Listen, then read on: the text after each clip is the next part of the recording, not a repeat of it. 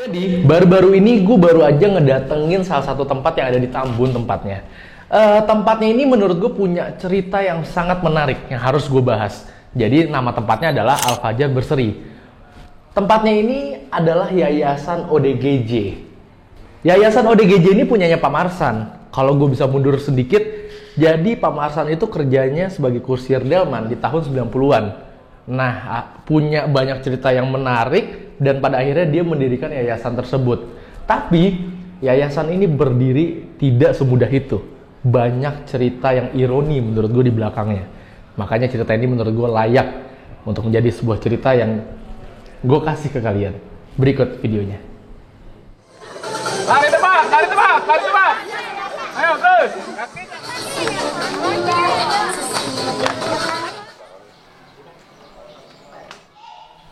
Bye-bye, bapakmu udah besar. Iya.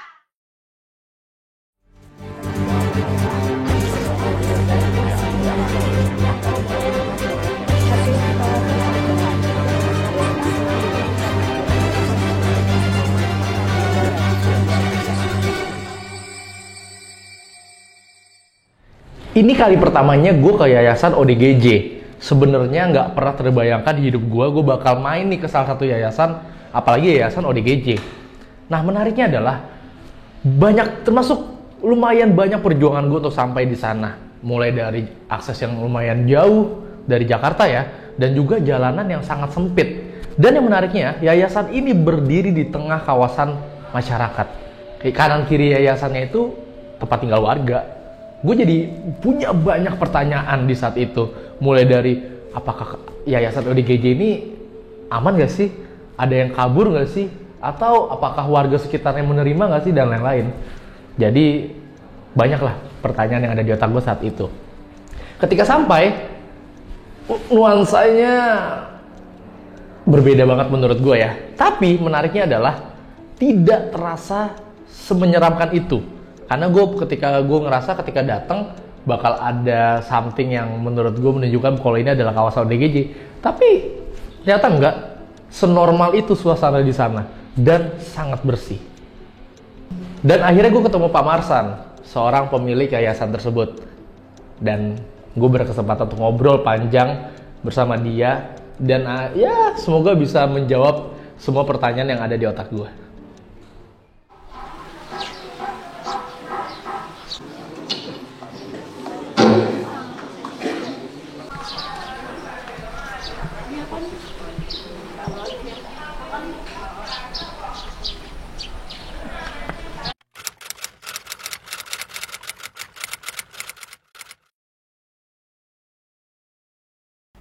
Selamat siang, Pak. Siang.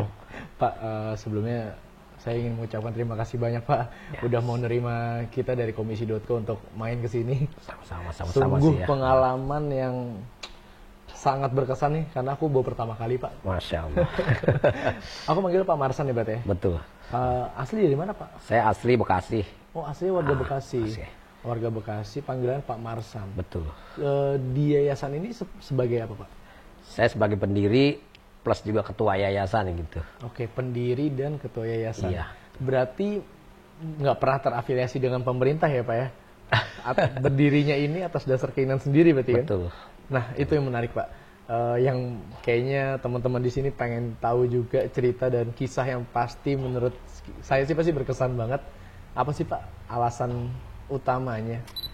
Nah, pada waktu tahun 92, saya baru punya anak 1 dan 2 itu. 1 yang baru sapian, 1 lagi masih nyusu. Saya kan kusir delman nih, delman saya masih ada ini. Ini delmannya? Iya, Oh, jadi dulu tahun 92 itu kan saya narik anak-anak komplek tuh kalau jam 3 sampai jam 5 gitu. Nah, kebetulan di situ ada tempat tanah kosong pembuangan sampah di situ. Nah, di situ ada ODGJ. Menurut saya itu udah hampir bulanan di situ barangkali ya, karena kondisi udah sangat prihatin sekali dengan rambutnya sangat gimbal. Tidak pakai baju, cuma celana juga udah gak kelihatan warnanya gitu.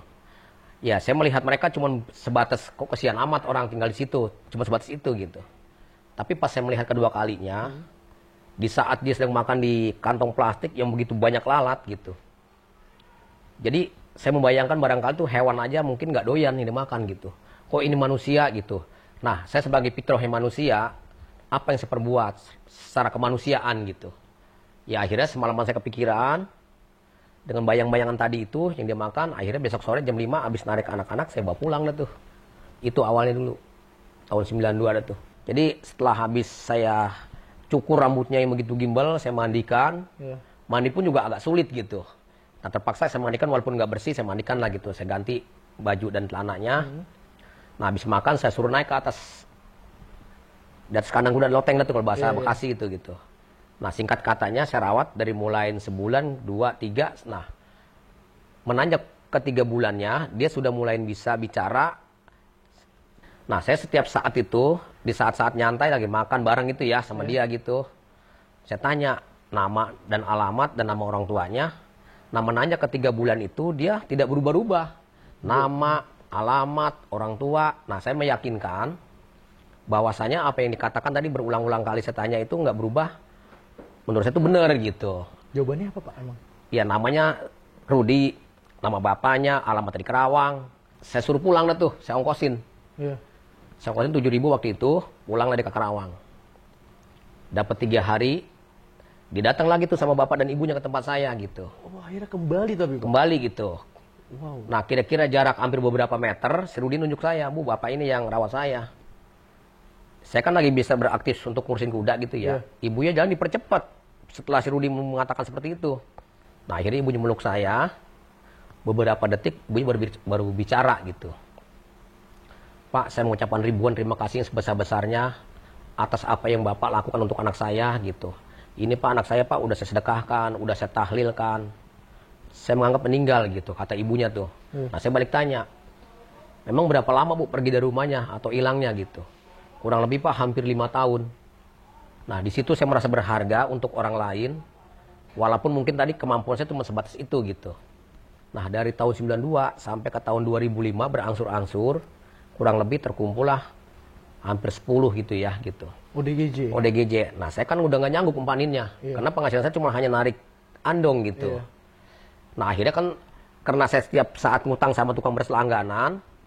Karena saya nggak bayar-bayar tuh beberapa hari, 3 hari nggak bayar-bayar karena nggak narik-narik gitu, kena hujan.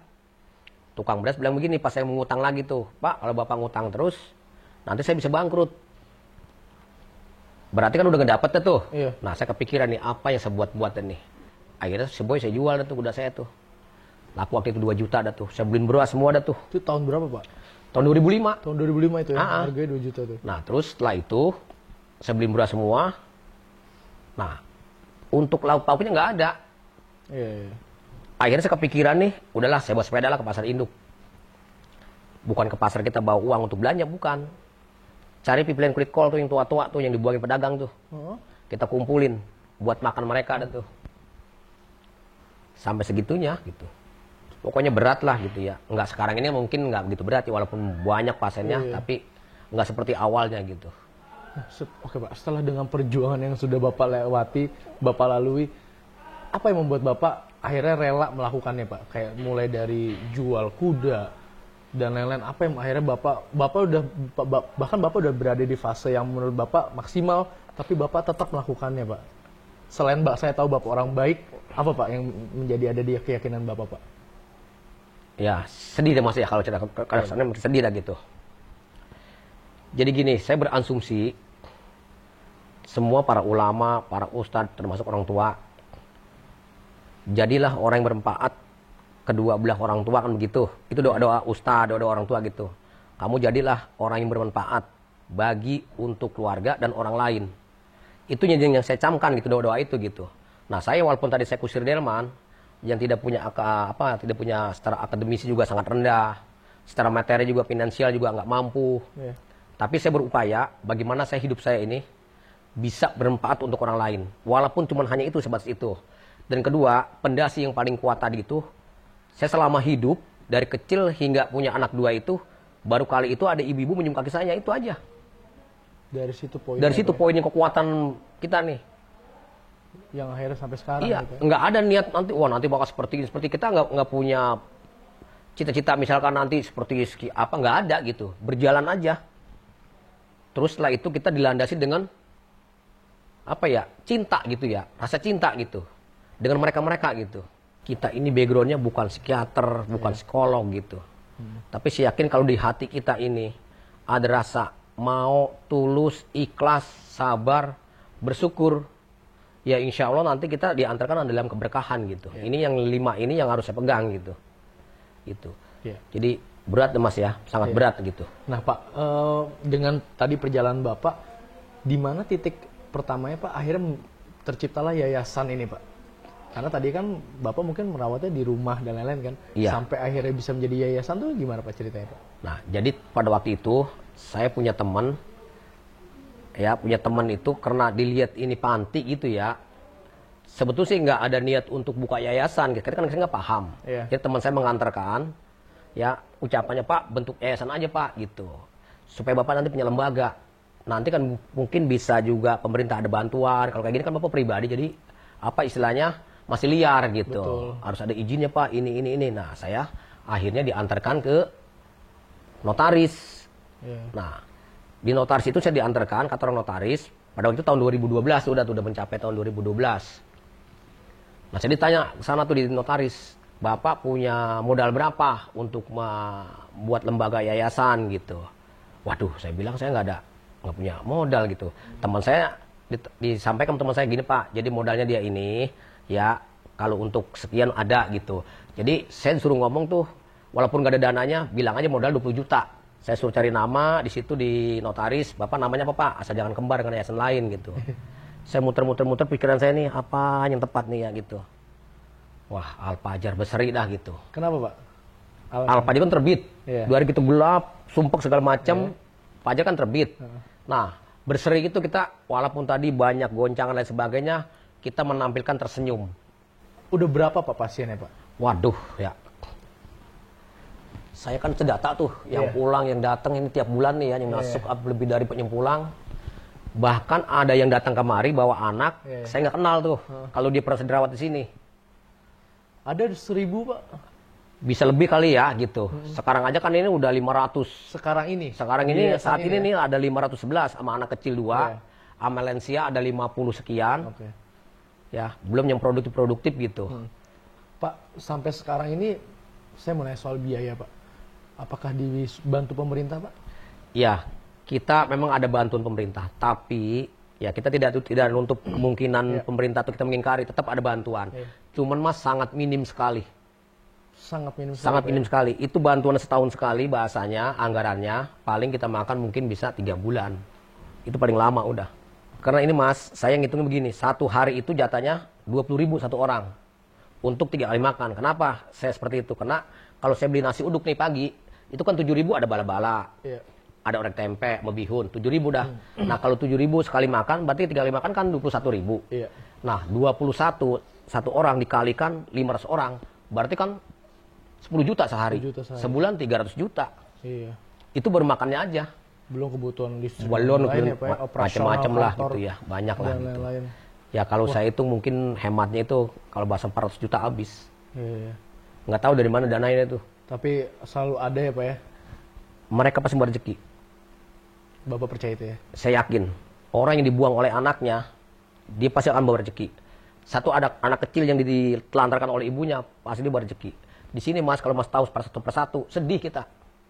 Ada orang tidak mau nerima orang tuanya, tidak mau nerima orang tuanya. Saya dapat dari jalanan nih, dia sehat, sudah bisa ngasih alamat. Itu setelah kita tahu alamatnya dan nomor teleponnya, kita hubungin, anaknya nggak mau nerima. Masih ada Bu Susi itu. Bukan Bu Susi aja, banyak. Terus lagi sekarang ini orang-orang sehat, tidak punya tempat tinggal, datang sendiri kemari. Ini orang sehat bukan ODGJ, tapi tetap saya terima. Saya yakin pasti orang yang sudah terseok-seok, karena di mata Allah itu sama, dia pasti akan berrezeki.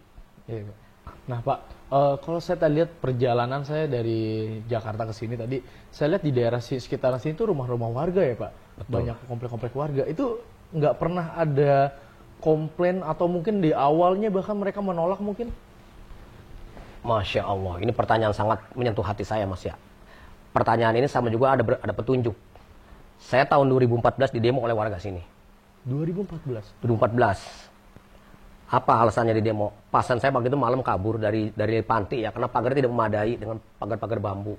Kabur ke warga itu, ada sendal jepit warga di luar dipakai. Pagi-pagi warga datang ke tempat saya marah-marah. Pak Marsan semalam tuh piaraan keluar. Sendal saya dipakai gitu. Dia ngomongnya apa? Piaraan. Piaraan, namanya orang kampung gitu ya menyadari lah ya gitu. Ya saya bilang, Pak, saya mohon maaf. Memang tempat saya ini sangat-sangat belum memadai gitu. Barangkali nanti saya lebih perbaiki lah untuk pagar-pagar bambu yang mungkin yang namanya orang ODGJ kan gitu. Nah, udah begitu udah saya dapat ancaman, Pak, jangan sampai ada yang keluar lagi gitu. Nanti kalau masuk rumah gimana, Pak, gitu. Kita dicoba nih sama Allah nih. Tadi masalah sendiri jepit. Dapat beberapa hari ada lagi keluar perempuan. Jemuran ibu-ibu lagi dijemur di luar diambil dipakai pasien saya tuh. Datang lagi warga tuh lain orang tuh. Setelah kejadian itu, datang lagi tuh bapak-bapak tuh marah-marah. Ya pokoknya udah kata-katanya udah inilah gitu ya. Saya tidak bisa berkata apa-apalah terhadap orang tadi itu. Nah akhirnya setelah kejadian kedua kali tadi, 5 hari kemudian saya diundang oleh PRW. Pak Marsan jam 8 ke kantor RW ya gitu. Ini kita ada musyawarah masyarakat gitu. Saya tidak ada yang untuk perasaan saya tuh masyarakat demo gitu. Nggak ada. Ternyata setelah saya datang, di situ masyarakat sudah penuh. Mereka keberatan dengan adanya orang ODGJ di lingkungan gitu. Bener sekali tadi situ bilang gitu. Di demo lah ya. Pokoknya Mas perjuangan ini sangat pahit gitu ya. Setelah Pahit itu lah. apa yang terjadi setelah di demo itu? Nah setelah di demo saya pulang tuh ngomong misri. Iya. Masyarakat sudah mulai komplain gitu. Apa yang kita berbuat? Istri saya tuh nggak bicara, diam aja gitu. Alasannya sebenarnya nggak ada jawaban untuk alasannya nggak ada gitu. Karena istri saya tadi tuh nggak ada jawaban, saya ngomong segitu. Saya datang ke tempat pasien saya tuh yang pada tidur, yang duduk-duduk, yang berdiri-berdiri namanya orang ODGJ. Di situ saya berdoa. 2 kalimat ucapan saya yang saya ingat tuh. Ya Allah, kalau memang pekerjaan saya ini di luar keredohanmu, hentikanlah. Jangan dengan cara saya di demo segala macam gitu. Kalau memang di dalam keredohanmu apa yang saya perlakukan, apa yang saya perbuat, berikan saya kekuatan. Cuma 2 kalimat itu yang saya doakan gitu. Dari situlah titik. Dari situ mulai terbuka lah tuh. Buka pintu lah gitu. Dari mulai tanahnya mas 100 meter. Iya. Sekarang ini udah berapa jumlahnya? Hampir 1 hektar. Iya. Bangunannya udah nggak ada bangun-bangun dulu yang bekas-bekas kayu-kayu bakar gitu ya. Yang harus buat kandang-kandang kambing. Sekarang ini kita bangun layaklah untuk mereka. Itulah jawaban dari dua bapak tadi ya. Itu 2 jawabannya. kalimat bapak tadi ya. Ya, menarik banget. Ya, nggak mampu mas. Kalau bukan karena anugerah yang kuasa nggak mampu. Ya. Iya. Berat tantangannya. Dan saya kan maksudnya kondisi semuanya rapi, pakai baju Ya. baju yang rapi dan lain-lain. Betul, memang saya menciptakan seperti itu mas. Saya kesannya itu, termasuk orang kesehatan, datang ke tempat saya itu beda sama lingkungan gitu ya. Lingkungan kotor, air bercecer segala macam. Tapi ini kita bersih, ciptakan, ya? kita bersih. Iya. Kita membuktikan bahwa ODGJ itu masih bisa kita arahkan. Tujuan apa? Supaya masyarakat tuh ada rasa stigmanya tuh nggak terlalu menekan bahwa ODGJ ini mengganggu, kotor. Ya stigmanya gitu ya, gitu. Kita rubah gitu. Saya ciptakan lingkungan ini aman, nyaman, adem, sejuk. Walaupun tadi bahasanya tempat-tempat orang-orang yang bermasalah. Iya. Itu saya ciptakan seperti itu. Untuk harapan Pak ke depannya, apa Pak harapan untuk yayasan Iya. atau untuk rekan-rekan ODGJ atau masyarakat Indonesia? Ya, terutama mungkin harapan saya ke depan bahwa ODGJ diperlakukan sebagaimana mestinya sakit biasa. Itu pertama. Dia sama-sama punya fitrah, punya hak yang sama di mata Allah ya. Walaupun dia dalam tanda kutip kena gangguan jiwa. Itu satu. Dan kedua, ODGJ ini betul-betul tempatnya lebih layak dari orang-orang yang bukan ODGJ. Ketiga, yayasan ini bisa bermanfaat untuk orang banyak dan bisa dirasakan. Khususnya bagi keluarga yang mengalami ODGJ. 3 poin tadi ini, itu membuat saya tuh, keinginan saya seperti itu gitu. Dan selanjutnya, pemerintah merasa terbantu dengan adanya panti ini. Coba mas ya, kalau nggak ada panti ODGJ di Al-Fajar ini, berapa banyak ODGJ yang dipasung di luar. Betul. Yang hamil jalan kemarin, beberapa orang yang tadi kirim tuh. Betul. Lahir sini nggak ketahuan. Ada yang lahir ditangani oleh teman-temannya. Itu kirim-kiriman dari masyarakat, dari dinas sosial, dari polisi malam. Justru harusnya pemerintah yang sangat berterima Ya. kasih Pak. Sebetulnya sih kalau undang-undang mah bukan tugas saya. Betul. Iya, ini pemerintah. Kenapa? Itu udah jelas. Iya. Ya undang-undangnya orang miskin, orang telantar, itu kan difasilitasi oleh negara gitu. Iya. Tapi saya tidak punya hati, wah ini bukan tugas saya nih, tapi bukan itu. Saya balik adalah di hati saya itu adalah kita berdasarkan fitrah manusia, punya nggak kita rasa kemanusiaan, cuman itu aja. Kalau menurut cemburu sosial, kita cemburu sosial. Seharusnya nih pemerintah nih difasilitasi kan begitu ya gitu, tanpa harus orang seperti saya gitu. Tapi ya barangkali yang saya nggak tahu deh ya, kita bukan ranah kita di pemerintahan gitu. Tapi emang kita dasarnya untuk kemanusiaan ya udahlah gitu. Baik Pak. Semua atas dasar kemanusiaan ya Pak ya. Betul. Saya pun melihatnya ini bukan suatu bisnis, ini bukan suatu pekerjaan Pak, tapi ini menurut saya tercapai semua hal ini karena niat baik seseorang. Yang saya lihat Bapak adalah orang yang sangat baik. Kayak saya mau punya stigma Indonesia tuh kekurangan orang baik Pak. Tapi setelah saya ngobrol sama Bapak, saya masih percaya Indonesia punya banyak orang yang baik seperti Bapak. Pak, terima kasih banyak Pak. Iya Mas, baik. Terima kasih atas cerita yang sangat berkesan buat saya. Mungkin setelah video ini saya juga berharap banyak juga orang-orang yang akhirnya mau membantu juga Pak. Amin, amin. Amin, semoga dan semoga kita bisa ketemu lagi Pak di lain. Amin, amin. Terima kasih. Ya. Ketika gue ngobrol sama Pak Marsan, sang pemilik yayasan, jujur gue pengen ngeluarin air mata. Bahkan tim gue pun merasakan hal yang sama. Cerita yang sangat membuat apa ya? Ini termasuk obrolan yang sangat berkesan menurut gue karena di balik yayasan ODGJ ini terdapat banyak hal yang menurut gue di luar nalar. Ada orang yang rela loh menjual hartanya, satu-satunya hartanya untuk kepentingan ODGJ. Ada juga kisah-kisah penolakan dan lain-lain. Itu merupakan interview yang sangat berkesan buat gue. Tapi bersyukurnya gue tidak hanya sampai di situ. Gue berkesempatan untuk ngobrol langsung bersama ODGJ-nya. Ini merupakan satu kesempatan yang menurut gue sangat langka karena akhirnya gue bisa berada sedekat itu bersama dengan pasien ODGJ-nya. Dan ya, gue ditemenin sama pasien ODGJ-nya untuk keliling tempat tersebut. Pak Slamet ini? Kalau Pak Slamet ini binaan saya. Oh, binaan. Binaan saya. Oke. Ya alhamdulillah dia sampai sekarang ini udah mulai mengerti, udah ada banyak kemajuan juga. Bahkan dia juga udah menanyakan keluarganya juga. Oh. Kalau buat ini sih overload sebenarnya. Sebenarnya overload ya, udah termasuk lebih ya. Jadi yang pulang sama yang datang, banyakan yang datang Mas. Kalau kita nggak terima, gimana kita terima keadaan tepatnya? Yang mau nggak mau ya kita terima aja lah, tampung.